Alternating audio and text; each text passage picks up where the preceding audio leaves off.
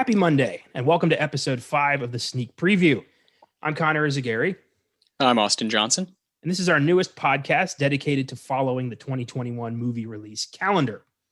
Today's episode will be on the serial killer drama The Little Things, released this past Friday in theaters and on HBO Max simultaneously. We'll also talk a bit about Netflix's The Dig and Apple TV Plus's Palmer. Going to be a loaded episode, especially since we've got mixed feelings about all three of these films. But before we get started, we got to dig into what happened last week in film.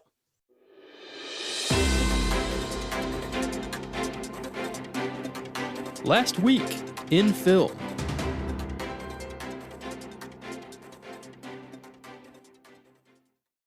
Interesting week. First up, and this was only announced earlier today, recording this on Sunday the 31st, Oscar-nominated filmmaker Yorgos Lanthimos has announced his next project, an adaptation of the novel Poor Things. He's reteaming with Emma Stone for a film that's described as, quote, the bizarre life of a female Frankenstein who is resuscitated after a fetus's brain is placed in her skull. Will likely appear in fall 2021. And does that not sound like pure Yorgos right there? Yeah, of course it does. You know, the guy who does Canada, Dogtooth, Alps, The Lobster, Killing of a Sacred Deer, and The Favorite. Yeah, that definitely sounds like that. God. I mean, he's kind of fast tracking this. I mean, fall 2021, obviously prepping for next Oscar season, I would imagine. And, that puts him right in our crosshair. So we'll probably be doing that on the show. 100%. He's one of my favorite directors working right now. I see multiple borderline masterpieces in his filmography already. I'm just kind of on board no matter what. He's a guy that I definitely don't want to see the trailer. I don't want to see anything of what Yorgos has in mind until I'm ready to watch the full film. He's that kind of filmmaker. I feel the same way, about our boy Denny, coming out with Dune. Like I'm on board for Denny's work, just like I am Yorgos. Yeah, he's definitely a guy. Like if you've seen his work, you know exactly what to prepare for. And if you haven't, buckle the fuck up because he's not your average filmmaker. He goes to very insane places. And yeah, for sure. He's one of the most rare guys we have right now. And you mentioned that he kind of, interconnects in between what we're doing on all of our shows. Well, he interconnects everything in film. He's Oscar nominated, but he's also just wicked dedicated to genre filmmaking and going outside of the box, and does not let up.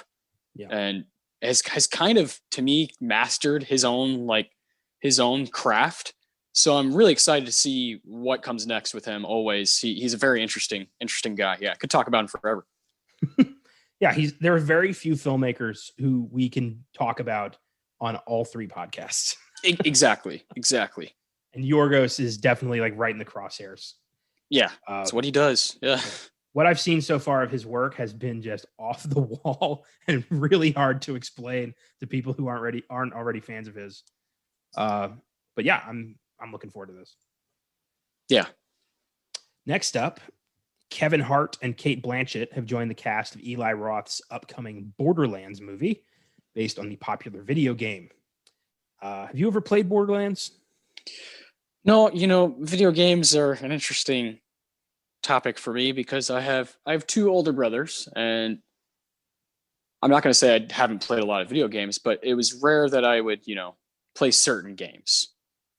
That being one of them for sure. I watched my brother Jeremy play that game a lot. And that's the one with Cage the Elephant at the beginning, correct? I have no idea. Ain't No Rest for the Wicked, I believe, is the intro song to that video game. Yeah. I watched my brother play that one. That happened with a lot of video games like BioShock or some of the Batman games, stuff like that. So I more watched it than played it. Yeah, fair enough. I was an only child and I was the oldest of my cousins. So I was always player one. Yeah. You're Mario. Yeah. Yeah. And I wasn't even Luigi. I was spectator. Yeah. That's hilarious. But I will say I was always included in, stuff like Super Smash Bros. Or if it was a game that had, the 3 or 4 player, I was definitely included, but when it came to one player and two player stuff, no chance. I had PlayStation as a kid, and still to this day, when a lot of their games are mostly one player, so that was never really a problem for me. Fair enough. But Borderlands never caught my attention. I just never, the older I get, the less time I invest in video games, especially, being sucked into this endless podcast wormhole.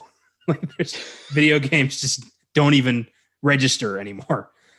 So I got nothing on Borderlands. Never played it. Don't know what it's about. But I'll see the movie.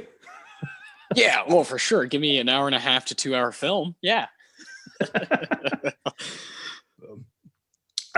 This is interesting. 2-time Oscar winner Jane Fonda will be receiving the Cecil B. DeMille Award at this year's Golden Globes, airing on February 28th, which is very interesting because you've been on a recent Jane Fonda binge. So tell us a little bit about that. I have. I've watched, let's see, I actually have them written down right here. I think it's 5 movies of what. Yeah.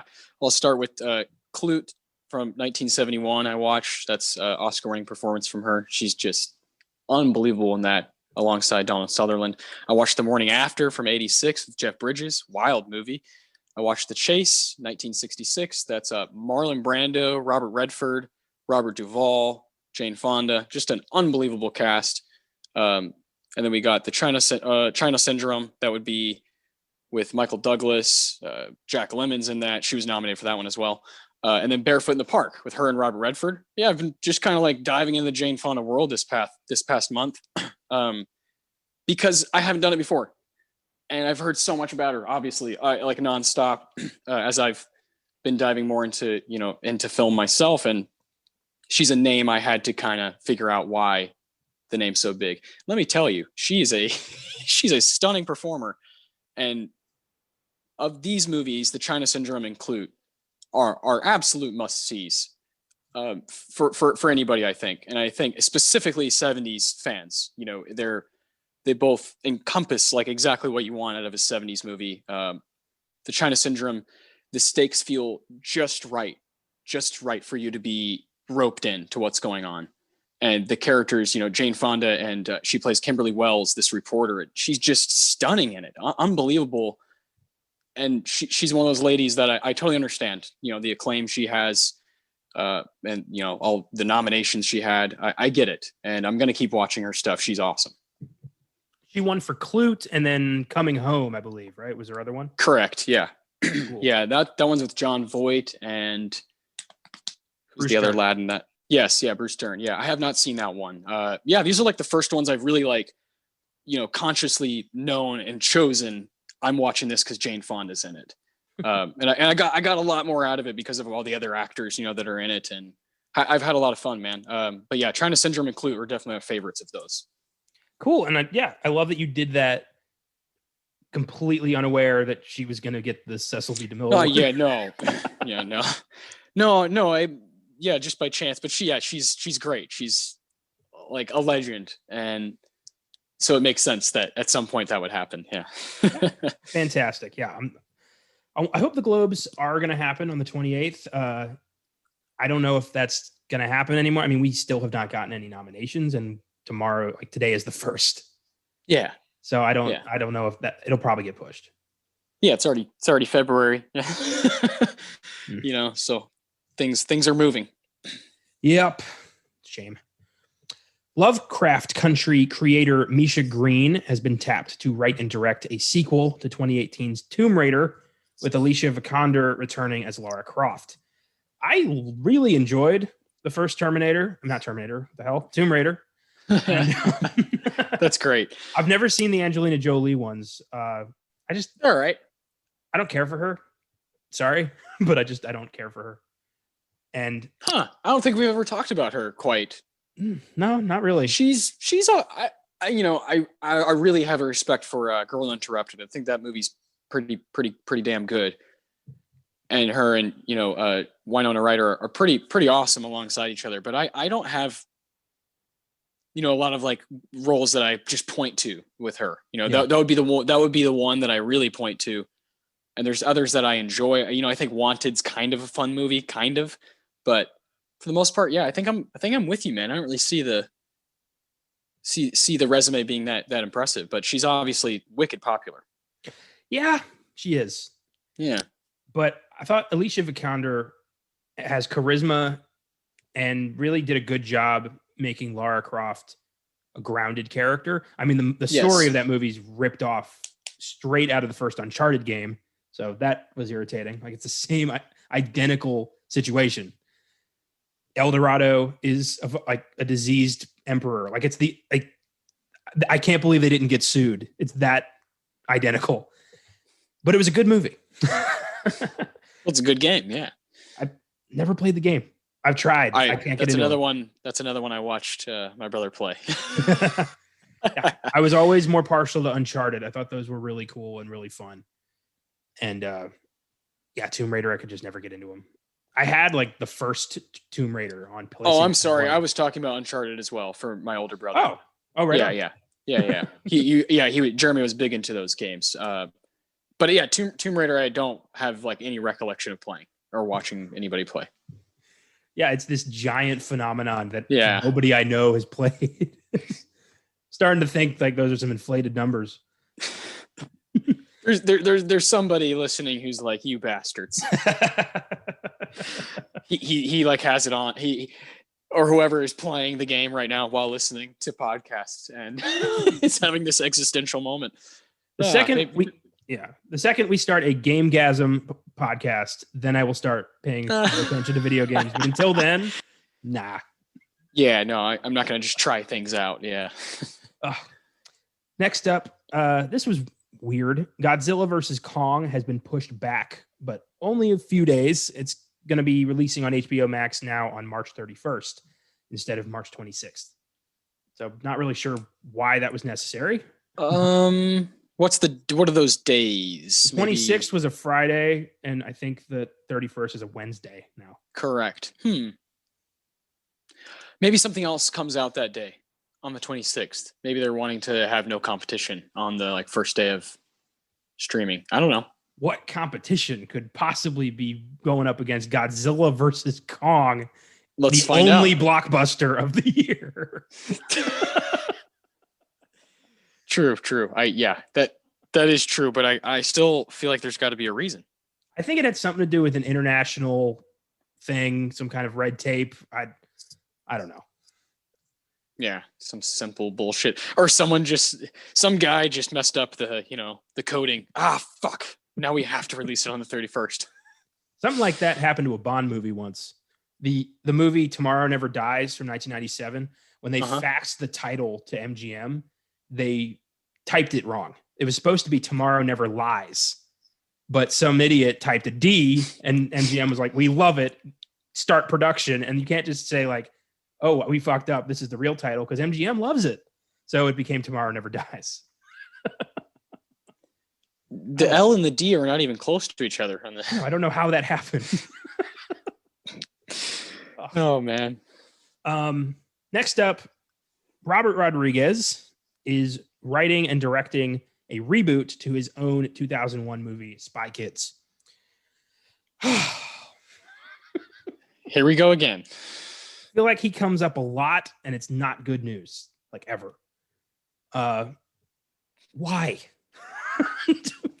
Dude, how does he not get it at this point? I mean, the first two Spy Kids are decent flicks. 3 and 4 are garbage.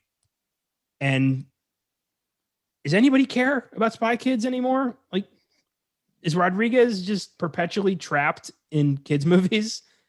Did he sign a contract 10 years ago that's ironclad? Like, why is he doing this? From the words from George and Seinfeld, I've got nothing. It's inexplicable. I don't know. I mean, I think at first he was doing it for his kids, but his kids are in their 20s now, so I don't know what's going on anymore. Yeah, I truly.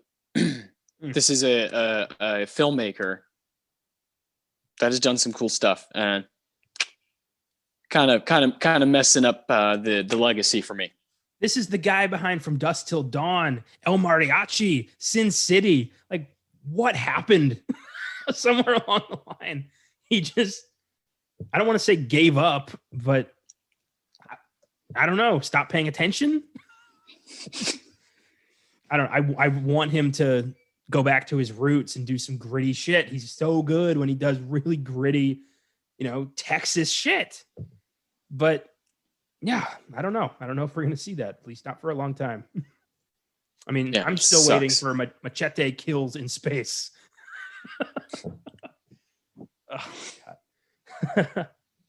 God. Next up, and you'll like this, Oscar-nominated filmmaker Noah Baumbach has signed an exclusive multi-year film deal with Netflix following the critical success of Marriage Story. So we're going to be getting a lot more Noah Baumbach dramas in the next few years. Yeah. I mean, I couldn't be happier with a decision like that with a company that obviously I subscribe to and a guy that I've seen everything he's done so far, and I feel like he's a really, really solid filmmaker. And really when it hit me was I love Marriage Story. I really do. I think that's an awesome, awesome film.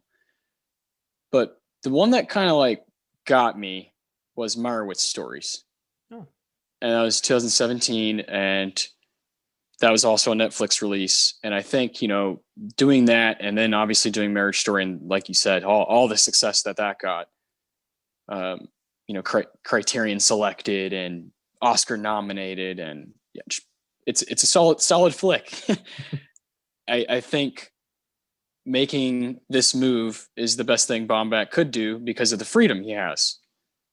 Clearly, they're going to back him to make the exact movies he wants to make. And that may, as a fan of his, I'm like really happy for him, and I'm really happy for me as I'll get to watch more stuff like that right here at home, because I think his films lend themselves to watching them anywhere. You can watch them at home, on the couch, in the theater. I think you're going to have a good experience no matter what. His characters, his writing's that good. And I'm uber excited for that. Of course, I saw that news and I knew we were going to be able to bring it up today, and it's a lot of fun. I think people should be excited for this. He's a special guy. Yeah, especially since Netflix has kind of become the go-to place for filmmakers to really, get to embrace their own visions, and Netflix gives directors a hell of a lot of freedom. Yeah. And I think, we've seen more and more filmmakers flock to Netflix in the past, like 6-7 years. And that's going to, explode in the future. I think Netflix is the new, the new Sundance. Like, that's where people go now. It's crazy. Yeah. Well, yeah, it's, we could talk about this all day, right? And this show lends itself to this conversation, this kind of a conversation about how it's moving, and Netflix, HBO Max, Hulu, whatever, all these streaming services. But Netflix has been at the forefront of like, okay, we're going to make contracts like we're a studio and let them do whatever they want in whatever space they want. And that's it's genius. Like it of course, puts an X, annexes the theater, and is like, you don't need to have a theater for that. And that sucks. And you and I are in agreement that sucks. And we want movies to be in theaters. But the way it's moving, I don't have any problems with that kind of a decision. Nah, man. Noah Baumbach, Alfonso Cuarón, Martin Scorsese, Spike Lee, they don't have any problem either. Exactly. Exactly. And they understand that. Steven Soderbergh with HBO Max, these people, they understand what's going on. And they know what's most important is for people to see the art. Think about how many movies that are old that you watch. You don't get to see them in theaters. You have to sit at home and watch them. And you have these wonderful experiences, and these filmmakers are looking at, and this is how I look at it too as a huge fan, is like, what's your legacy what's going to happen to your legacy? Yeah. A guy like Christopher Nolan, who was just kind of dogging everybody and just throwing rocks at everyone.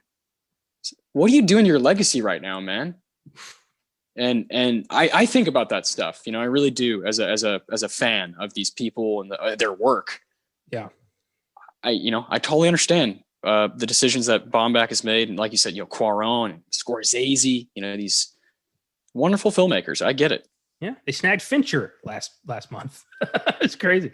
Yeah. The list goes on and on. There's all these wonderful small time filmmakers. Ava DuVernay, like, oh my gosh, she's this fucking genius, and she's got the 13th. And when they see us, she's like, I'm gonna use this shit because this is how the common people who work and can't go to the theater and can't spend all that money on fucking concessions and shit, so they can watch it at home right away. Because it's about inclusion. It's about, I get that. I get it. I understand both sides, but I'm kind of more leaning on, filmmakers like that who are understanding of the times. That money's tight, times are tight, and you got to make decisions. It's about inclusion, but it's also, from the filmmaker's side, it's also very much about adaptability. And what we saw with Nolan is that he just he's not willing to compromise in the slightest. And I was really surprised at how stuck in his ways he was, because I always assumed he was like a progressive filmmaker just because of his films, but turns out, no, he's really kind of a child. I'll say, I feel like it's been on my mind just anytime I think about any of his movies is Christopher Nolan is an awesome filmmaker. Yeah. He has a resume now, a filmography that is like, whoa, is really impressive. He's helped out, multiple people's careers, and he made superhero movies cool again. And I'm forever grateful for multiple works of his. And there's others that I don't care for as much. But what I see, like you said, with the adaptability, what I see now is, and the way I think of it, when I'm like, oh, yeah, it totally makes sense that he doesn't want to adapt, because he can't. Look at every one of his movies. What is he going to make Memento again? No. All of these films now, since Batman Begins, they are massive, expensive, huge productions with massive set pieces that are built, not on location. They're built, massive, giant things, in the Batcave, all this stuff. Christopher Nolan builds that shit. He really makes a movie from the ground up. And that's awesome. That's really cool. But if you can't do anything other than that, that's on you, man. That's on you. Yeah. That's your adaptability problem, because your Tenet movie can only be seen in theaters. Yeah, because when people watch it at home, they see through it. It's mumbly as shit. It doesn't have all the massive things going on a huge screen to distract you. And so people have problems with it. I understand, and I think when he gets brought up, you and I think there's always this conversation that's been there, and I felt like saying it now, is I think he doesn't know how to adapt at this point. He's been used to being given all of this money by Warner Brothers, and just do whatever he wants and just build these massive, and you can't do that right now. Like a guy like Noah Baumbach, or even a guy like Martin Scorsese, or even Alfonso Cuarón, these guys are willing to do what they have to do. Steven Soderbergh, they're willing to do what they have to do. Sam Levinson making Malcolm and Marie, which comes out next week. Like, these people are willing to do what they have to do to make their film, make some art, yeah, and help their legacy out. And I guess I don't see Christopher Nolan doing that. And that kind of sucks. Well, I think that what this showed, that's a very good point, by the way, that he is like trapped in his own ego, is Scorsese is a guy who has proven time and time again he really is all about the art of filmmaking and all about making something that lasts. Yeah. Nolan, I think, is really more about himself and furthering his own name, using giant set pieces. Because, like you said, since Batman, I think he's gotten a taste for the grandiose, and he's either unwilling or unable to do something on a small scale again, like Memento or Insomnia. And yes, that's a damn shame, because he is really good in small doses and in large ones. He's a very versatile filmmaker, but I don't think he knows that anymore. No, that's my favorite part of his filmography, is that beginning stage. Like those first 3 movies I think are awesome. Like they all have something super interesting to offer. And I think as we go on, they're like Inception. It's just like, dude, you're so far up your own ass. Like, dude, stop. And Interstellar, he brings it back a little bit, and you know, I think that movie's a lot more solid. Yeah. I think there's just like clear things there, like we're saying, the adaptability. You can just kind of see it over the past 15 years. Well, he does, from, let's say, from The Dark Knight, which was huge, easily his biggest movie. And follows that with Inception, which is, sprawling, enormous. I love how we got here talking about Noah Baumbach, by the way. And this is what we do. This, Inception's kind of embraced by a lot of people, but also divisive. He follows that with The Dark Knight Rises, which, ups the Batman ante big time. He follows that with Interstellar, which is a giant space epic. He keeps getting bigger. He follows Interstellar with Dunkirk, which is another huge, giant battle film. And then he follows that with Tenet, which is just incredibly self-indulgent and very much about him. So I think Christopher Nolan has somehow gotten stuck in his own ass. That's the only explanation. Like, he is very much just so like confident in his own ability that he's not seeing the point of all this is that it's not about Christopher Nolan. It's about adaptability of Hollywood right now. And he doesn't realize that it's not like he really does. I think it's an ego thing. Yeah, he just might have to go back into his mind when he was making Following, Memento, and Insomnia. You just might have to go back to that place for a little bit. No, because that means low budget and not a lot of press. That means the writing has to be really good again.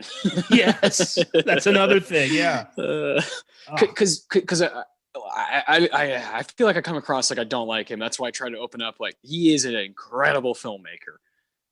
I just when you do put a guy up on the block and you're just kind of talking about him, especially on this kind of a show with what's happening in film right now, he's an interesting person. He's divisive and he's interesting. Yeah. And I've lost a lot of respect for him because of all this. He really comes across as a petulant child who's not getting to play with his favorite toy. And that's very disgraceful right now when things are, in a darker place than they've ever been in Hollywood. And everyone is really trying to figure out the best way forward. And he is just screaming that his movie didn't get enough play in theaters. And that's why people didn't like it. Like, dude, come on. Yeah. Chris. So Christopher Nolan, we got there from Noah Baumbach. Yeah, you got to love that.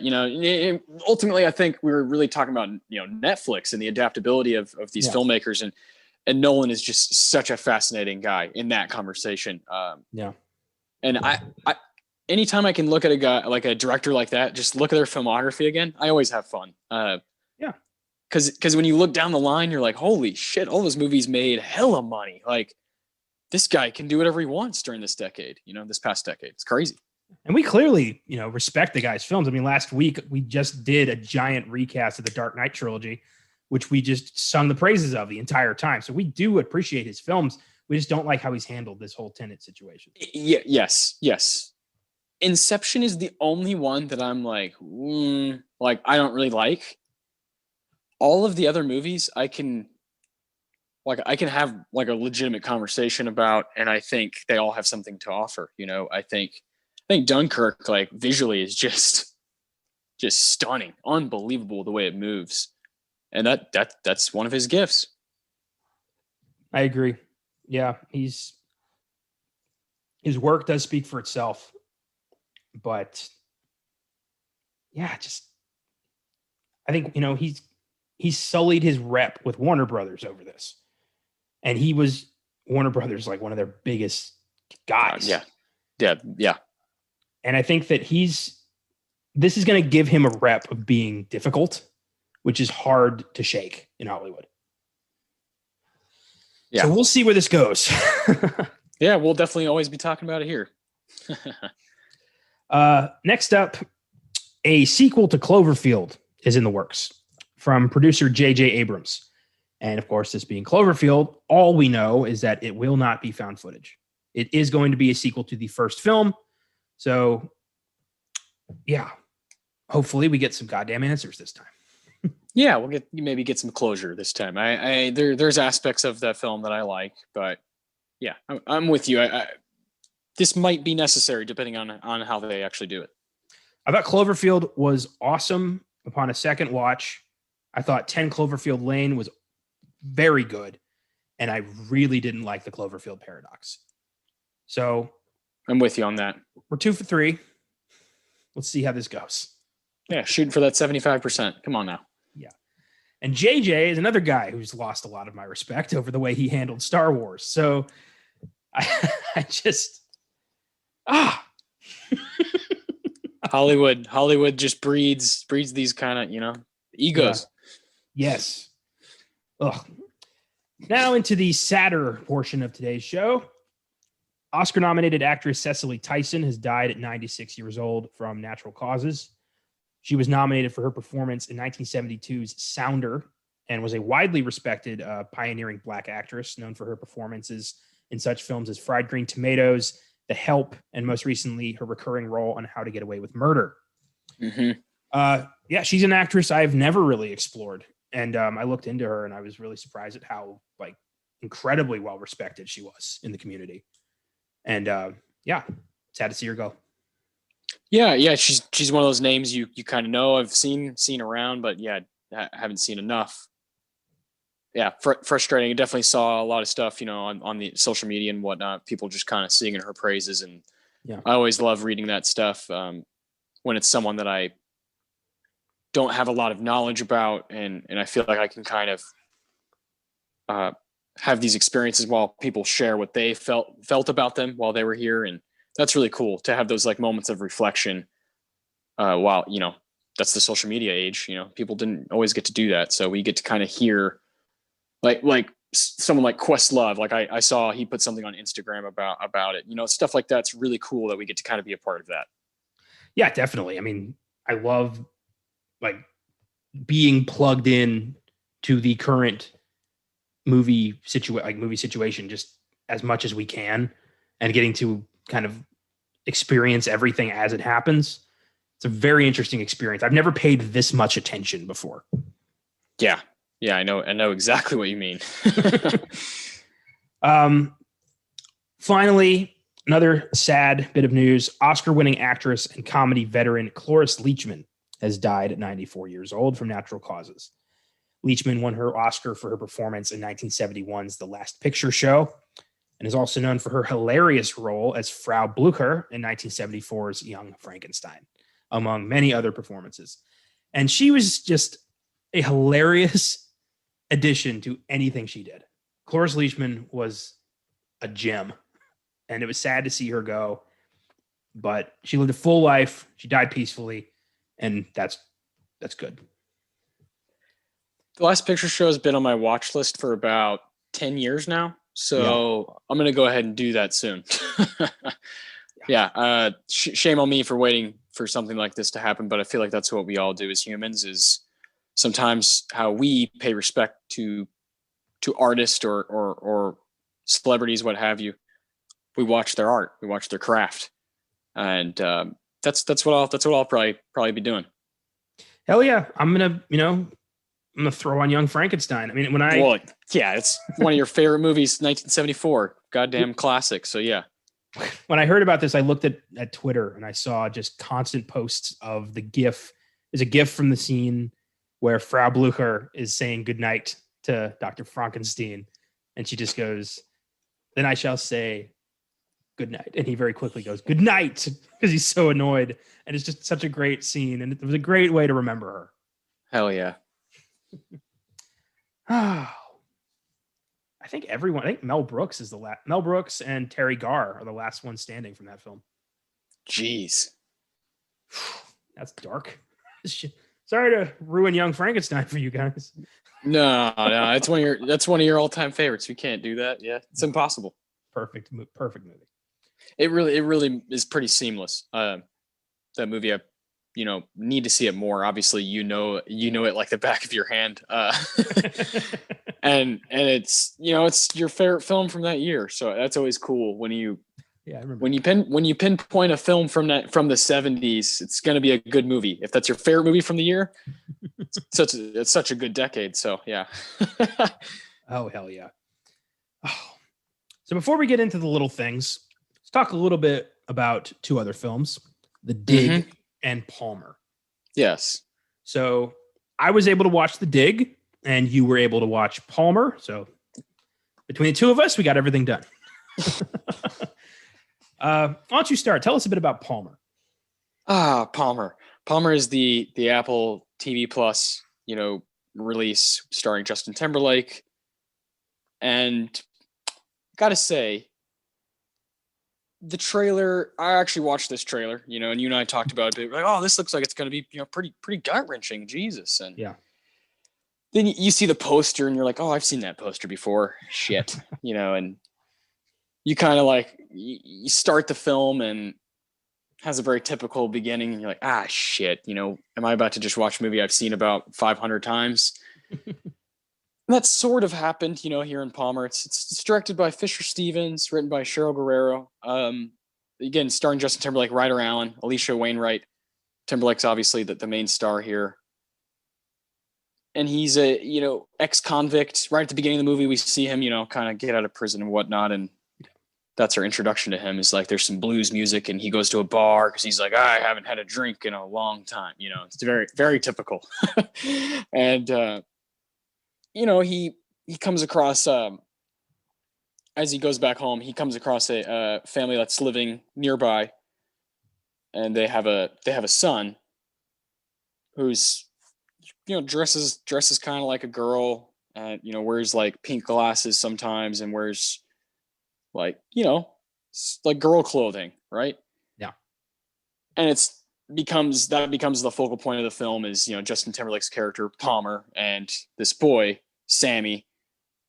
They have this relationship, this where he has to start kind of taking ownership of what's going on here, and kind of has to become the parent, of this kid. And there's some moments there, I think the little boy, like, kind of, is like kind of pierces through your heart a few times just by, it's in Louisiana. So you just got some Southern situations, typical Southern situations where people are picking on him and calling him names and stuff. And that's, it's quite frustrating. But again, I feel like I've seen it kind of over and over, you know what I mean? And Yeah. so nothing really stood out about Palmer. And for that reason, I can't like recommend it. You know what I mean? I give it a 6 out of 10 overall. I think Timberlake's doing some stuff that's not bad here, but you got not a lot of great direction, and not the screenplay doesn't know exactly where it wants to go, and kind of jams some ideas in. I think there's like a stretch where you're just kind of over, like, okay, come on, like you're overloaded with multiple things, like, and she's on drugs, and this person died, and this happened, and Palmer's just in this shit, And again, I think what my main problem is that it's redundant. I've seen this kind of stuff before. But I do know that you got to watch The Dig, so I would like to hear about that Netflix film, because quite honestly, I again, 6 out of 10, I can't totally recommend it. Before I get started, how was Timberlake? He's fine. He's fine. I think he totally belongs in the kind of character actor, or doing something like what he does in Social Network as Sean Parker. Yeah. Oh boy, like he comes in and just kind of fires away. But leading and carrying a movie, I'm just not like totally on board with it. Yeah. And this character is very, very rough, very gritty, was in prison for 12 years and has this big beard, smokes cigarettes all the time. I just like he doesn't totally carry it. Like, I don't totally believe it. He's okay though. There's few moments where you're like, okay, he's doing some cool stuff here, but yeah, overall, he's fine. He definitely contributes to the 6 a little bit there, just kind of average, Yeah. I think Alicia Wainwright, she plays a character named Maggie that is a sort of love interest for Timberlake's character Palmer. She was all right in moments. Again, the writing is not great there, but she was all right in moments. Yeah, man. Ryder Allen is the one who plays Sammy, the boy. Pretty good. Just a little kid. Again, not a lot of great lines. So yeah, that's where I'm kind of at. There is solid 6. Yeah, sounds like failed Oscar bait to me. Yeah. Oh yeah. They were definitely trying to be like, have the same kind of like tone and feeling as far as watching the movie and the cinematography as like a Green Book, like just kind of like the way it's shot, the way certain angles, certain close-ups of people, but it didn't work. In Green Book, it works quite a few times. Well, that's a shame. I've got some failed Oscar bait myself to talk about. Yes. The Dig, biopic of the finding of the 1938 Sutton Hoo Anglo-Saxon ship that has been in the British Museum since the 40s. Not a lot of emotional investment here. If you've never heard of this story, there's not much to it. That's the thing. The problem with this movie is there's not enough meat for a movie, so they make up a lot of pointless shit. There's a lot of pointless subplots in this movie. A lot of, love triangles and emotional ties that don't make sense. Really, it's just they found a boat in a field and dug it up. That's the whole story. Jesus. It takes place in 1938, right before Britain declared war on Germany. And that's kind of looming in the background the whole time. One of the characters joins the RAF and falls in love with one of the archaeologist's wife. The archaeologist is gay, but he's married because this was the 30s. And if you were a gay man, you were put in prison. And she knows he's gay. Again, this is a movie about an archaeological dig, but this is half the movie. And I just don't care. Like, I just don't. But Ralph Fiennes and Carey Mulligan are pretty good. They're both kind of phoning it in, but even phoning it in, they're both really good, which I think speaks to their talents. Yeah, agreed. This sounds like it would be a good movie if like Kelly Reichardt directed it. Yeah, I think if you could trim a lot of the fat, you have a solid director. Kelly Reichardt would be good. And you just do the story. You tell the story that matters. And the whole deal is Ralph Fiennes plays an independent excavator named what the hell was his name? I don't remember his name. Yeah, this didn't stick. Watched it a few days ago, yeah. So he's an independent excavator who's hired by Carey Mulligan to dig up these mounds on her massive property. Her husband's dead. She has a boy. It's heavily implied that she's dying, but it might just be heartburn. Heartburn comes up a lot in this movie. And Ralph Fiennes is not an archaeologist. He's just a digger. And he starts digging up these mounds and he finds a ship that predates any known British colonists, like by 2 or 3 centuries. So it's a big deal. And the museum finds out about it and they take it away from Ralph Fiennes because he's just a digger. He's not a doctor. He doesn't have an archaeological degree. So he's not worth walking around. And the British Museum is played as such asshole snobs. They're like, the guy in charge is like, you men dig over there and I shall sit over here and supervise. And he's just like, he talks down to everybody who doesn't have a doctorate. And it's so over the top. That's perfect. You get like, it's so dull. You zone out because once they dig up the boat, there's like a question of ownership, like because it was on her property. Does Carey Mulligan like own the boat, or does the British Museum, does the British government declare it like, asset of the state? This is the conflict. Will there be a boat? The conflict with his name is Basil Brown. There we go, Basil Brown. That's what I knew. It was a double. It was a alliterative something. I was thinking it started with an S though. Samsonite. I was way off. Slippy, Slappy, Swinson, Swanson. So you're saying there's a chance? She must be unlisted. Anyway, but yeah, and the big vote is like, is the city going to vote on she gets the boat or the museum gets the boat? And the vote doesn't even happen on screen. They just say later, like, the museum won. They're going to take the boat.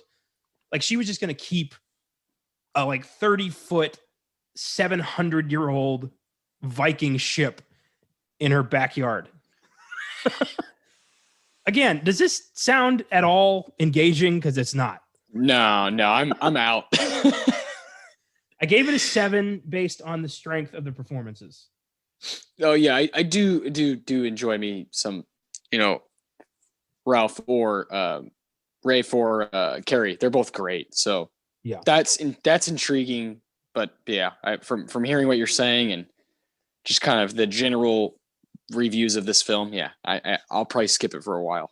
Yeah, Lily James is good as Margaret, the gay archaeologist's wife who falls in love with Carey Mulligan's cousin, and but her character is only there to be horny. Like that's all she does. She's literally brought to the archaeological dig because she has small hands, and she's just there because she's light and she can step on this thing without breaking it. And then she's just trying to hook up with the cousin the whole time. Like, this is not good representation for 2021. Like, give us some substance. Really does, a little goes a long way when it comes to character development, and a little is better than nothing at all.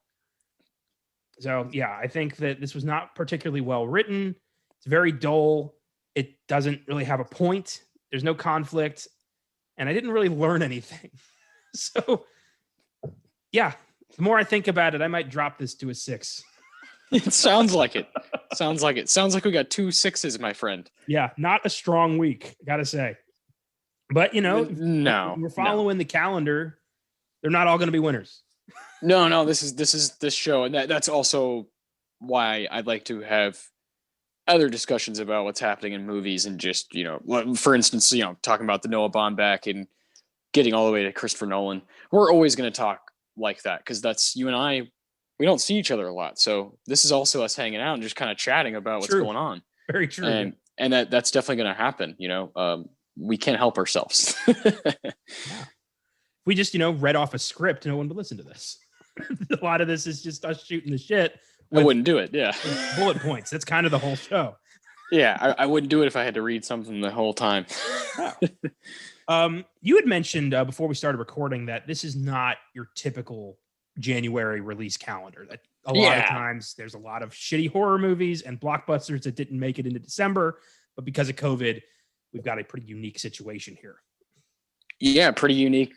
It's going to be unique up until April. I mean, this is what's going on. We got big stuff coming the next couple of weeks, and then even bigger stuff coming with Nomadland, and it just keeps coming. Movies that are going to be Oscar nominated and performances that are going to be Oscar nominated. And like you said, yeah, it's normally like, the random ass horror movies and stuff that just gets lost. And it's famous Dumpuary, it's the famous month right before the Oscars that doesn't really, in that regard, doesn't matter. But you and I have always kind of felt like we still see stuff during that month because you never know. And like, we love seeing horror movies. So even if it's bad, we're probably we probably saw it at some point in the theaters, that's just how we feel. We see shit all the time.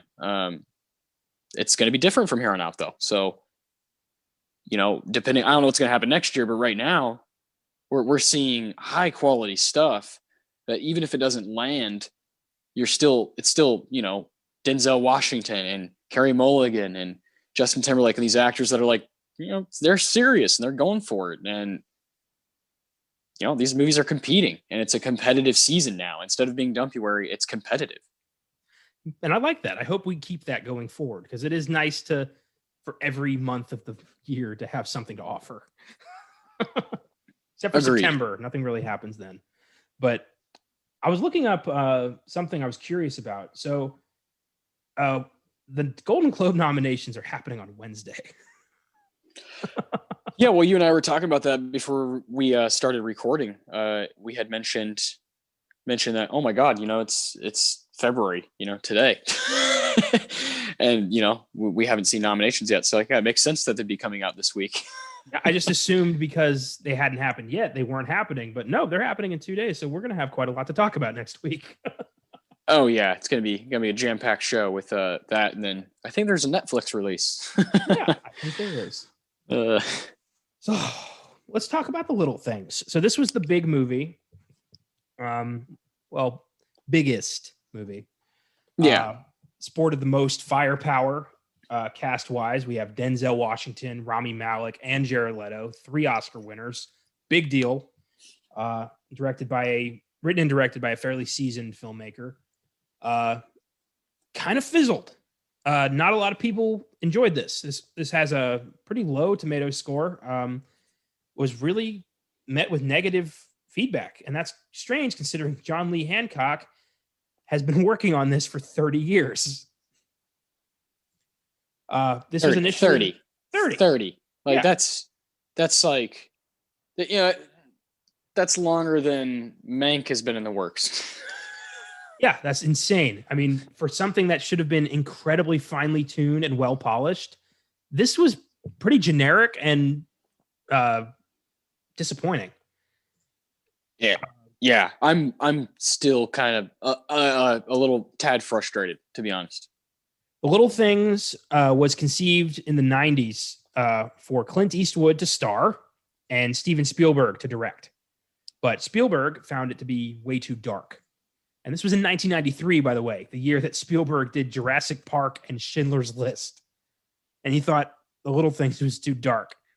That's interesting. Well, maybe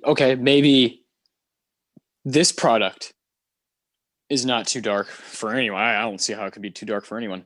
But Spielberg might think, if I make it, it's going to be taxing on me because I'll make this movie really special.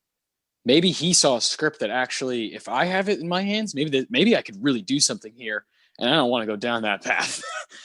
Maybe it could have been an act. Maybe it could have. I've heard a lot of people compare this film to like a wannabe 7. Yeah, and I've read a lot of stuff on Letterboxd. People are kind of making fun of it, saying this is like a fucking choppy 7, and I see that comparison. But maybe in the hands of Spielberg, it could be a 7. Maybe Spielberg just was after you do a twofer like that, an incredible cultural phenomenon like Jurassic Park and maybe the darkest movie to ever win Best Picture, Schindler's List, you want to take a break. I mean, those are some heavy hitters to knock out in 1 year. So maybe Spielberg just didn't want to add a serial killer drama to his already exhausted soul. Yeah. Not to mention the 20 years of making films prior, So Hancock, I guess, sat on it for 30 years and said, fuck it, I'm doing it myself. And here we are. John Lee Hancock has also directed the films The Rookie, The Alamo, The Blind Side, The Founder, and The Highwaymen. Guy likes his thus. He also wrote Midnight in the Garden of Good and Evil, The Alamo, The Blind Side, and Snow White and the Huntsman. So I don't even know where to begin with this guy. This guy's all over the place. He doesn't really have a style. He just kind of does his thing. His style is, I see his style as what it's become is like he's shooting for Oscar bait. He's shooting for it. Like whatever the story is, the way he sees things is not something I really care for, to be honest with you. I think The Blind Side is not good. Saving Mr. Banks also he directed. Oh, missed that one. Not for me. The Rookie. Oh, I liked it as a kid, but now I watch it. Not for me. The only one that I like, this is including The Little Things, because I don't really like The Little Things, would be The Founder. I think The Founder, because Michael Keaton is just crushing it, I think that movie is worthwhile and worth watching. But again, I think his eye, even in that movie, is very Oscar baity and very, very basic. Yeah, I think so. The Founder works, I think, almost entirely because of the cast. Michael Keaton, John Carroll Lynch, Nick Offerman, like they're great. But oh my God, John Carroll Lynch and Nick Offerman as fucking that brilliant decision making right there. Yeah, there's a fox in the hen house, and we let him in. Like it's a great movie. I love how Nick Offerman's like, we got to do this, man. We gotta make this deal. And John Carroll Lynch is like goes into Zodiac mode. No, McDonald's is ours, bitch. I love. There's definitely aspects of that movie that I still very much care for, and I remember seeing it in theaters. Yeah. I still remember that, like seeing that. I saw it by myself, and I was just like, God, Keaton's the man, And even Linda Cardellini is pretty good. And yeah, I think the cast, like you said, kind of speaks for itself. But yeah, his eye is too it's too generic. I get kind of bored. Like I very much prefer directors who are trying to always make your eyes move and just kind of keeping you on your toes, and whether it be like a tracking shot or anything, a close up. I just prefer it to be changing and moving and have a pace to it.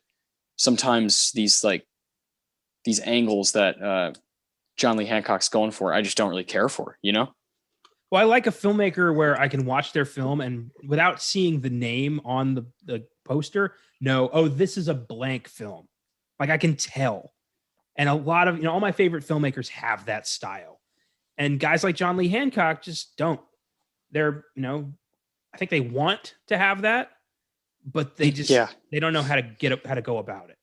Because all of these films, I had no clue they were directed by the same person because they all have, maybe his style is just mediocrity.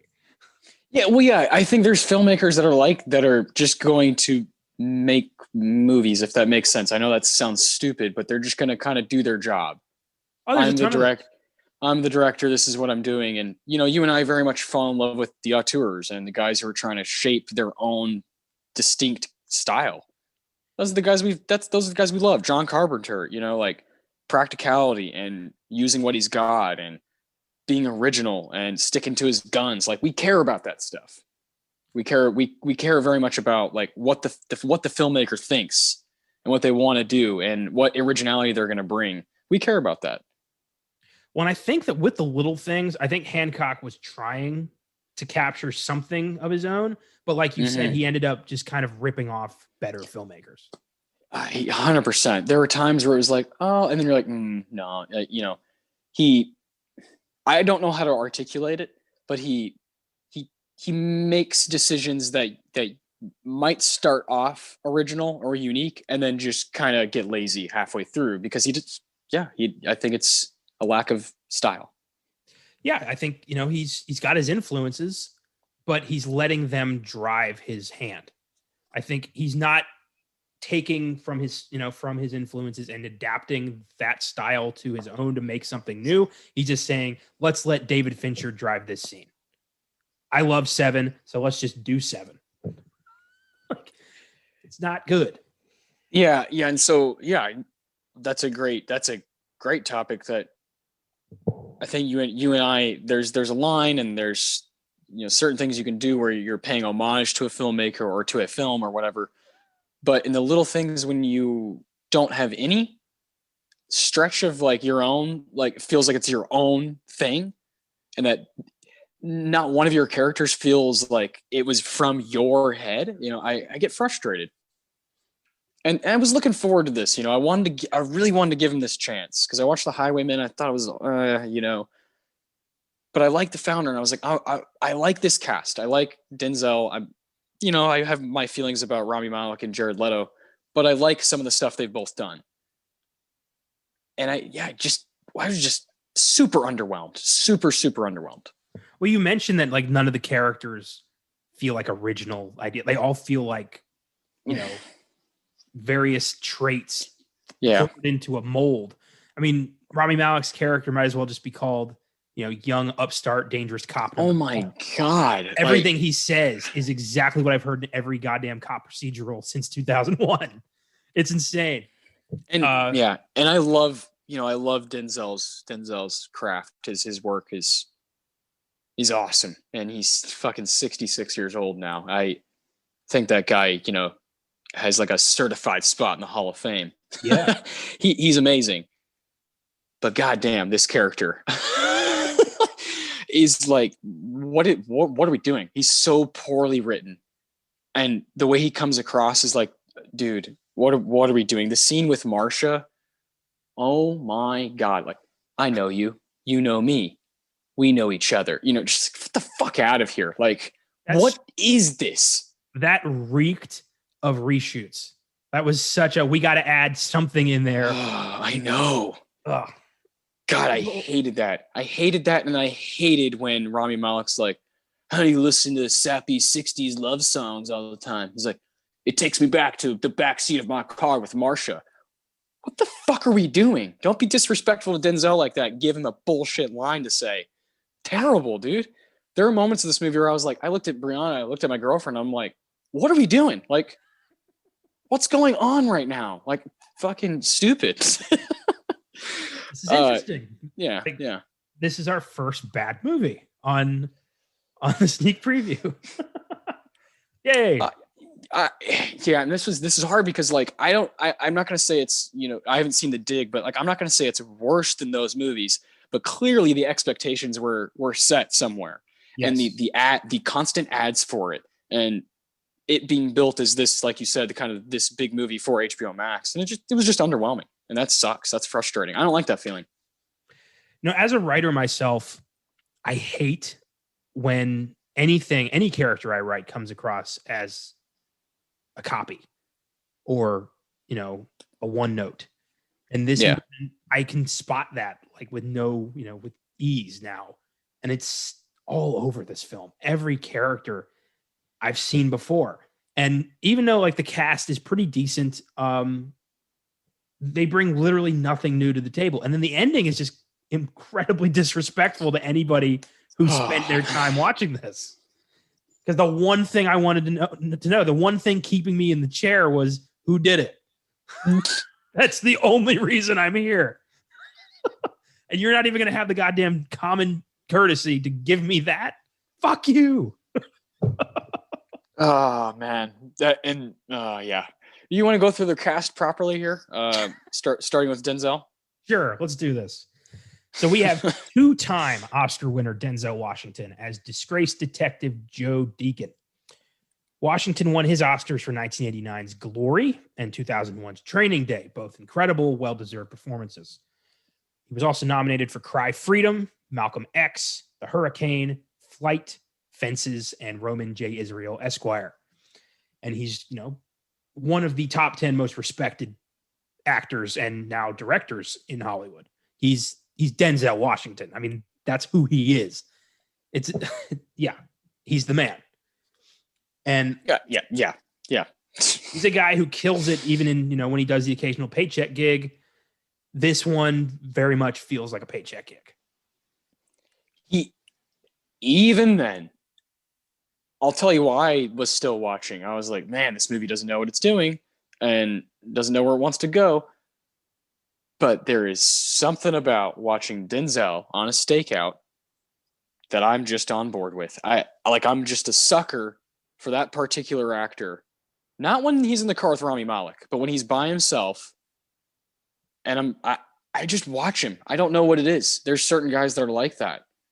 I think I think about like one of my favorite guys like that's working like in his prime right now would be like Ryan Gosling. Like I can just watch that guy smoke a cigarette and kind of get in the car and kind of do this and do that and go to the store. I could watch it all day. And Denzel has had that for so long. And that's why I was just like, I guess I'll keep watching. Like, I don't know. I mean, Denzel, I can watch him look through this apartment while he's by himself for a little while. I don't know. Even though the script, just did not give him stuff to work with, gave him lines that made no sense and just kind of folded over this character and made just no clarity, no, like someone needed to be helping John Lee when he's, writing out specifically for Denzel's character. Like, dude, you're giving him nothing to really latch onto and work with here. Because this Deacon character, what are we supposed to think about him? I don't know. I don't know. It felt like, Hancock had pulled bits from so many different cop characters in film. There was a little bit of, Jake Gittes from Chinatown. There was a little bit of Brad Pitt's character from Seven. There was some John McClane in there. Like, he was just, every cop movie Hancock has seen, he just like wrote as much into Joe Deacon as he could. And he ends up just coming across as an insincere caricature of a disgraced detective. Even with Denzel trying his hardest to bring something to this guy. I mean, in the end, like, is this supposed to be a redemption arc, a punishment arc? Like, what are we supposed to expect from Deacon in the end here? And you know what we get is fuck all. Truly. God, ugh, the last like 20 minutes, I was kind of like, I was ready for it to be over. It is literally Seven. They drive out to the middle of the desert and do an unspeakable act and then drive away. Like, it's the same deal. There's just no box this time. Jesus.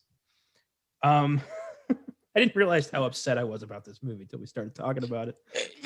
This is what's good about just talking about stuff and just kind of realizing, oh man, there's holes in this. Because when you watch something alone, sometimes, or if you don't have the conversation afterwards about it, sometimes it just kind of washes over you and you're like, whatever, I do that all the time. And I have to kind of check myself, like, wait a minute, what am I watching? What am I really watching? And I think that comes down to like also music too. You're like, what am I really listening to here? Is this really what I want to put in my head? Is this really what I want to, kind of vibe out to? And sometimes with movies, you got to really like take a step back and be like, oh my God, I've seen this before. and then, there's just stuff all over the place here that just doesn't make sense. And it definitely has to do with the writing and with these characters. And that's also Denzel's character. It's sad to see. Yep. It's a shame when bad scripts happen to good actors.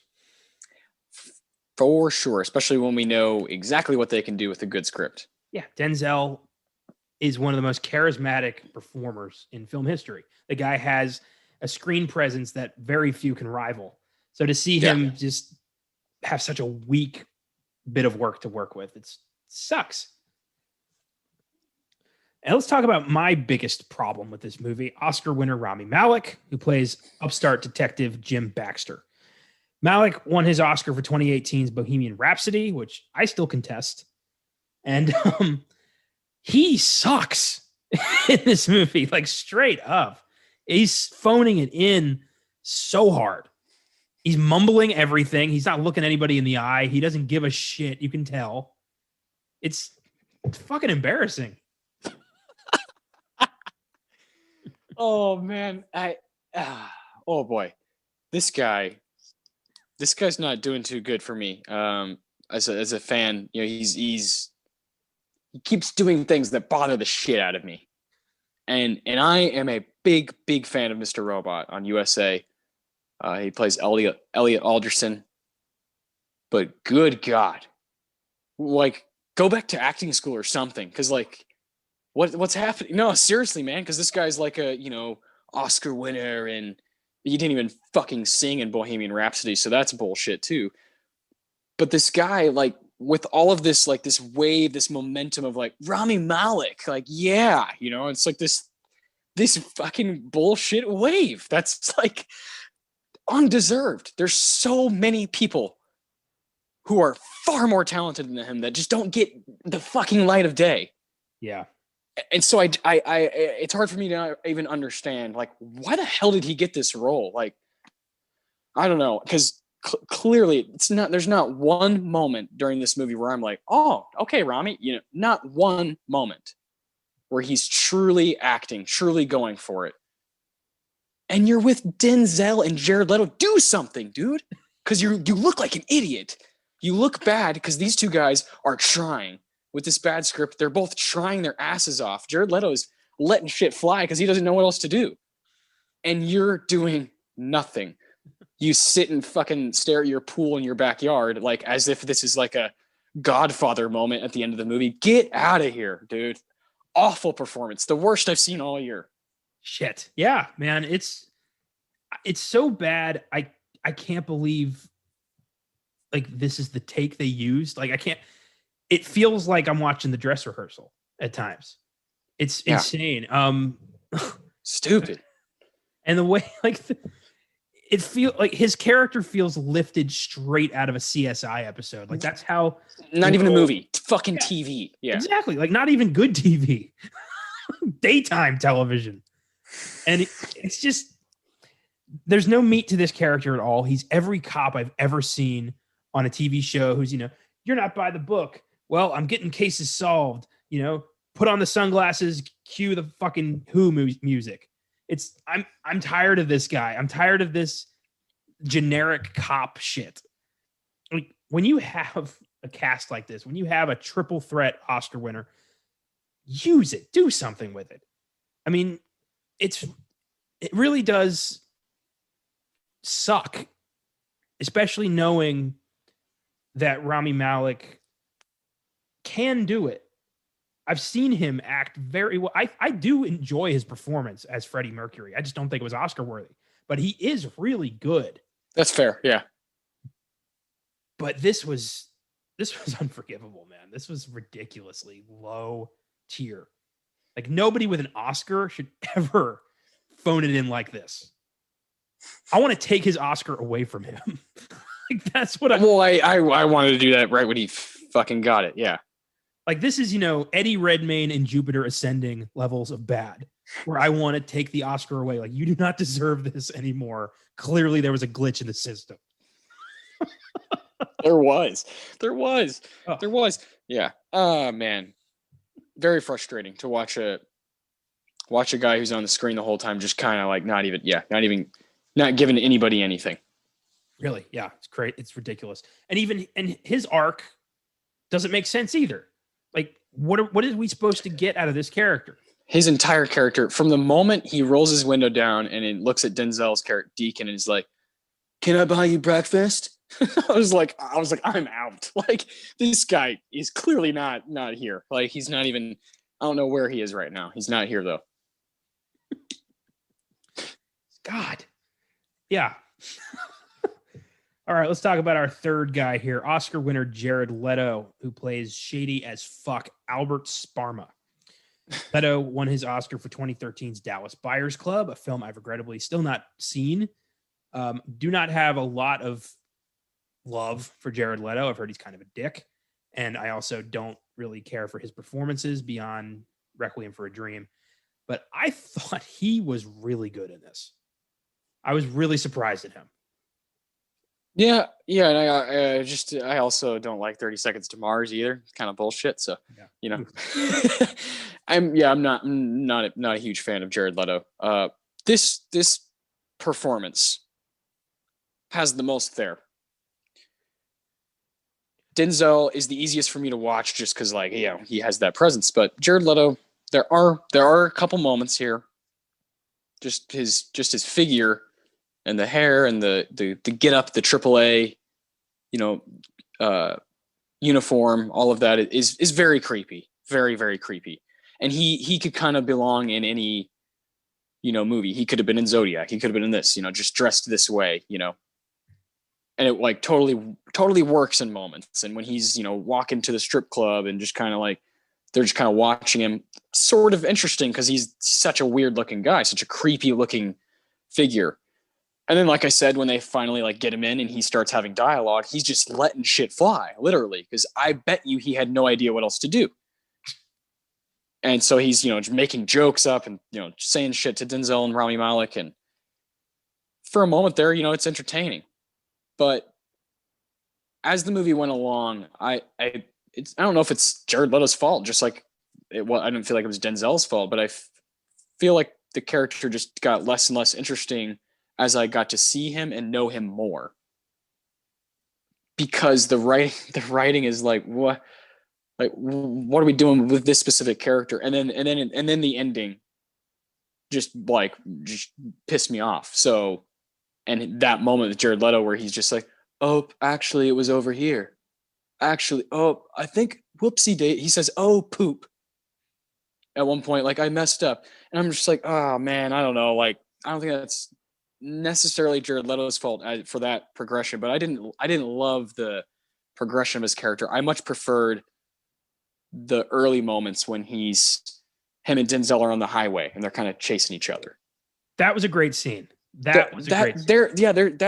There's stuff there, or even when he initially catches Rami Malek when he's on the phone, he's like, boo, like there's a couple moments there where, okay, that kind of got me a little bit. That was kind of cool. Like that's all on Jared Leto's, his presence. But I always got to go back to the writing. I just don't think there's a lot there for him to kind of like grapple onto and like wrestle with and play with. I think he's doing a lot of like, just like, oh shit, I guess I'll just do this. I think Jared Leto is trying to act and he's like, I don't know what else to do in certain moments. So I'm just going to kind of throw something out there, and it works occasionally, but overall, I felt like I had seen it before, and it's mostly due to the writing, and that sucks. Yeah, I think you got a point there. I do think Jared Leto wanted to make a memorable character. Yeah, for sure. I think, playing bad guys, there's a certain amount of freedom that you get to be just a bastard. I think he wanted that. But the film never really gives him a chance to go either way. You don't he can't commit to being a liar or a killer. And we need that commitment for this character to fully work. And since we never get that commitment, we're left with a half-baked character here. And a half-baked character who also does feel like, a little ripped off. There's a little Arthur Lee Allen in here, a little John Doe. Yeah. And I don't know, man. I think with a better script, I think he could have been one of the most memorable villains of the year. Yeah, I agree. I think there's something here. I really do. And that's why we're so frustrated, because we see something kind of under the surface that's like, oh, there probably is something here. Yeah. If you just tighten the screws, just fucking tighten it. I have watched hundreds of shit films, and most of the time I'm like, yeah, that was shit, but I knew that going in. It's these where you know that the potential is there and it's still shit. That's the upsetting part. Those are the ones that stay with you because you're like, what could have been, And there is a lot of untapped potential in this film, and I think it just comes down to John Lee Hancock's either inexperience or lack of awareness. Yeah, and like we talked about earlier with his direction, it's just like a lack of commitment to style and a commitment to his own distinct style, where there's a couple shots that are cool, but for the most part, it feels generic. And so you want the filmmaker to stay on top of those decisions and to consistently, kind of top themselves. Like that's why we are addicted to guys like Tarantino, because it gets better. It gets more stylish as it goes on, and he keeps surprising you, keeps moving the camera, keeps taking weird angles, and that's exciting because you're watching a 2-hour movie. You want it to move in a cool way, and the little things moves like things we've seen, like you said, 500 times. I remember reading something. I think it was Stephen King quote or a tweet or something. Somebody had asked him, "How do I write like Stephen King?" And he said, "You can't. Only I can write like you." Yeah, you dumbass. God, I hate shit like that. I hate.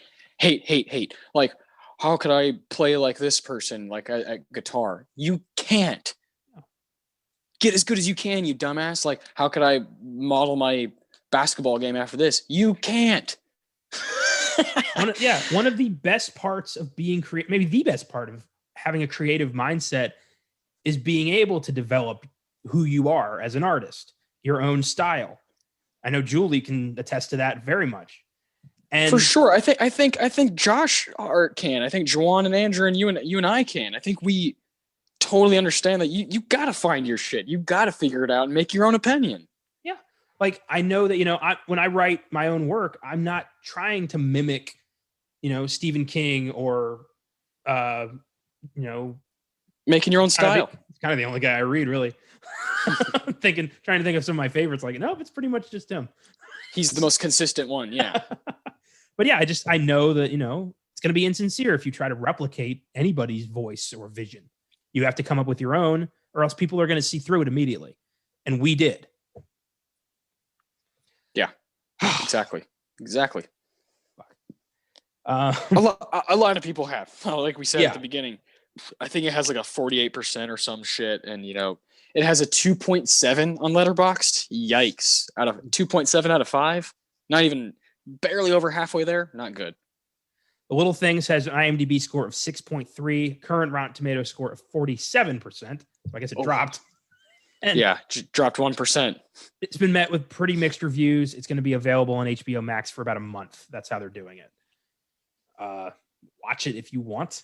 I don't recommend it. I thought this was. Neither do I. We have 3 non-recommendations here. Sorry about that, but again, we are also believers in making your own opinion, figuring it out for yourself. So if you want to dive into it, dive into it. Yeah, absolutely. We've covered pretty much as we wanted to talk about with this film, but let's go into the ending a bit here. That's kind of one we've danced around. Yes. Haven't really talked about. So, spoiler alert, obviously. Rami Malek and Jared Leto inexplicably drive into the desert. Not a great cop move, Rami. And no kidding. No cop would ever do that without backup. They go into the desert. Jared Leto claims that the woman who went missing is buried out here. Hands Rami Malek a shovel. He starts digging. Jared Leto keeps giving him different spots and taunting him. And that girl, by the way, you may never find out what happened to her. So there's more there. Jared Leto keeps taunting him, saying, you'll never know. You don't even know if I'm the guy. I've never killed anyone in my life, so you're just wasting your time. Rami snaps and beats him to death with a shovel. One quick swoop, and all the mystery is gone. And if he really was the guy, holy shit, what a way to end that kill career. Yeah, by just getting murdered. Yeah. And then Denzel shows up and is like, I got this. Goes back to his house, packs up everything, and tells Rami to bury him. And it's really a gut punch of an ending, but not in the good way. It's very much a like, that's it kind of ending. We're just kind of left with way more questions. Nothing gets answered. And we don't know in the end what happened. And Denzel tricks Rami Malek into thinking they got the guy, sends him the red beret. So his conscience is clear. But that was fake. And it's implied that, the journey's never over and like there's always somebody else to find. And yeah, we know that. We've seen that over and over. Movies. We know that the hunt is never ending. We know what a police officer does. That's not news. Yeah, and you have that flashback to when Denzel accidentally shot that girl. Yeah. So it's like, oh, he had people cover up shit for him, so he's got to help this guy cover up shit. And in turn, there's just gonna be more covering up because cops just don't do their jobs correctly. Like, I don't know, like, what narrative is this? Like, what are we doing? What kind of a message is that? Like, embrace the corruption because these cops are fuck ups? That's exactly what I'm telling you. That's exactly what I got out of this bullshit. Yeah.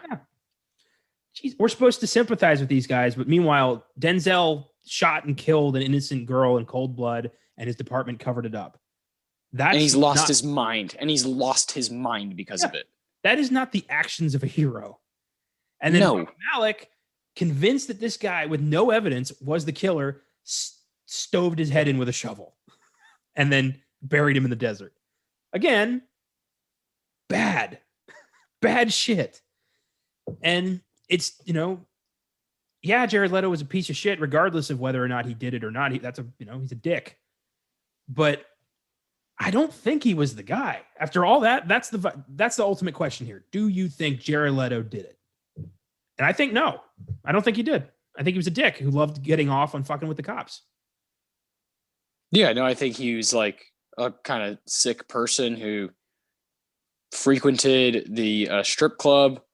He worked at various places like mechanic shops and towing places and just kind of like strange jobs, and said he's like a crime buff, and then he's like leading these guys astray, and just has this really like nice car. He's just a bizarre person, and I would totally believe that he would just get off by dicking around with the cops.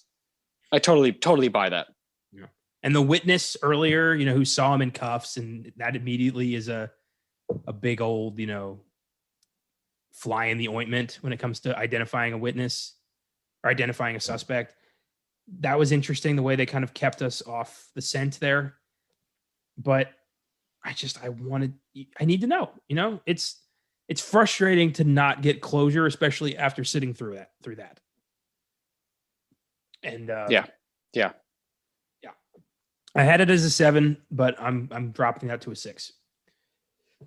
Yeah, no, I was even flirting with a 5. I'll give it a 6. I think there's enough there to push it to a 6. But yeah, it's fucking, it's not at this point. It's not something I'm like writing home about.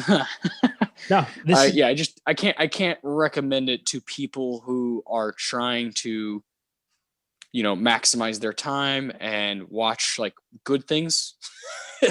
Because I know it's hard. There's a lot of stuff out there to watch, and if someone wants a recommendation, this is just not one I would give out. No, this is it's a 666.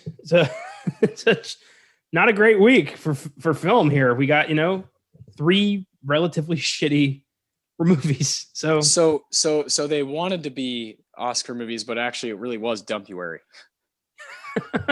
Can't get rid of Dumpuary. It's just shinier wrapper now. Yeah, no. I think we've we talked about Pieces of a Woman at the beginning of the year. We talked about One Night in Miami. And I think there's some stuff coming up here soon that's gonna be really good. We got 3 strikes here, and it happens. Sorry if you liked any of them, but we clearly just they're just kind of average to us, and I figured we would be on the same page with the little things, just because you literally write. One of your things that you do with your life is you like to write, and you have got good at it, and it's something that you sniff out pretty fast. And I sniff out lack of style very quickly. Yeah. And you and I have started to kind of adopt those things from one another. And so we both are going to feel similarly because we're on this journey together. It's going to happen, but I'm glad we can kind of talk it out, man, because I definitely think talking about the little things, you start to understand why it just didn't move smoothly at all. It really didn't. It comes down to just a lack of talent in, writing and directing, just not having a voice of your own, not having a story to tell. And this feels like fan fiction. And yeah, exactly. Yeah. I was talking to Brianna while we were watching it, and I'll sound like a total dick here, but I said, while watching this movie and Palmer, I said, I was like, if I feel like I could do it, then probably isn't that good. Because I'm, damn, I'm just me. Think a little better of yourself. No, I'm saying, like, if I could make a shot of, Jared Leto in Rami Malek with no taste or style, like, I can probably do that. So what's the point of watching this? It's just not original at all. So I feel like because you've embraced all of these filmmakers and like their little ticks and stuff, I feel like you would be able to generate your own vision. I think. But at the same time, it would be so hard for me to not copy people. Fair enough. I can imagine. Oh my gosh, I think that's the most daunting thing if you were to go into filmmaking is trying to preserve your own style, your own craft, and not copying other people. I'm sure it's very, very difficult and so hard to not do because you're like, oh, I just want to do this cool thing that that Jean-Luc Godard did or Scorsese did or Stanley Kubrick. Like I'm sure that's so hard to not do. Yeah, well, a lot of we've seen it in the past couple of years. I mean, look at Robert Eggers. I think he's a great filmmaker, but he borrows. So does Ari Aster. Like those two guys, especially, they borrow, and there's nothing wrong with that because they're adding that to their own. Like they're adding little bits and pieces to their own style. For sure. I can see, give it a few more films, and I will be able to tell an Ari Aster film without looking at. Oh yeah. Well, it'll probably have the A24 thing, so yeah. that helps. yeah. I mean, I think like a movie we just talked about on Oscar Sunday yesterday. Had a blast in that episode. Moonlight is totally like he Barry Jenkins wears his inspiration on his sleeve. Yeah. And if you're familiar with like French New Wave, like you're gonna see it in Moonlight. You're gonna see European style filmmaking in Moonlight if you're familiar with it. If not, it's gonna look super fresh and super vibrant and like how are you going from a swinging shot to handheld within seconds? Well, because the people he loves do that. And yeah, man, I think there is something about like these guys that we really respect, like Eggers and Aster. Like, there's a line, and most of the time they both know when to kind of. I know Midsommar is very much copying stuff from the 70s. I mean, it's just like a love letter to 70s horror. But like Hereditary is like deliberately making decisions that remind you of The Shining, and then it's like, whoa, I've never seen that before. And I adore when that happens. I adore when you see something just like off the wall, totally new, whether it be with an actor or with a shot, with a with dialogue, and then they also are like, yeah, but I know why I'm here. With that, looking back, my biggest issue with Midsommar, the reason I didn't like it was because I could tell it directly ripped off The Wicker Man. Yes. It was, betraying that sense of style and originality I saw in Hereditary. And yeah, it really comes down to that. I don't like when the shit that I like gets ripped off. And there we are. Do you think also, I'm sure there's going to be movies we see, well, not sure. I'm positive there's going to be movies that we see like, oh shit, that's like Elmer Gantry was like, oh my God, like Paul Thomas Anderson clearly watched this, you know? Yeah. And like you start recognizing those things as you watch more stuff. There's probably a movie out there, probably like a Japanese movie or something that will remind you of Hereditary. And you'll be like, holy shit. Oh, you just never know, this world is so much bigger than people want to admit and realize. Yeah. And you and I are trying to pick off the layers and figure it out. And that's the most fun thing in the world. Well, with Elmer Gantry and There Will Be Blood, you can see the influences, but you can also see Paul Thomas Anderson's own style. Oh, well, yeah. He took the character of Elmer Gantry and he made like he turned Daniel Plainview into almost like the worst case scenario, evil Elmer Gantry. So he took the best qualities of that character, added them to this mixture, and then just let Daniel Day-Lewis mix it all together. Yeah, for sure. And also, Paul Dano is playing this, pastor character who we just have all kinds of questions about. And we have questions, but Elmer Gantry gives us answers, because he's Elmer Gantry, he's the main character. And I love that PTA, like you said, kind of knows when to kind of halt and like leave it there.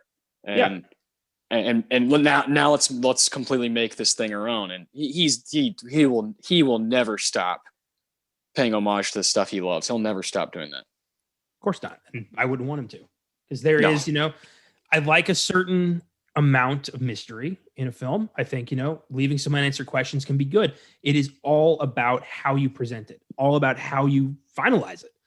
The script is the end all be all in some cases. It really can be, man. When you're trying to make a movie about decisions and talking and whatnot, yeah, you gotta know what you're doing. The Little Things wants to be character driven, but it is trapped in a story driven screenplay. I think that's all I can add. That's all. Yeah, all we can really say about it. Yeah, should have been so much better. That's all for this week, folks. Next week, our impending releases are Malcolm and Marie on Netflix and Minamata in theaters. Tune in next Monday to see what we talk about. Malcolm and Marie is, of course, the Netflix drama starring John David Washington and Zendaya. Looks really intense. And Minamata is a Johnny Depp drama about a Japanese ecological disaster that is not getting a lot of play. We all know why. And I'm hoping to give that a chance. If I'm able to see it, I will definitely bring it up on the show. But odds are Malcolm and Marie will be next week's favorite. Don't miss our look into The Return of the Living Dead on Wednesday's Filmgazm. And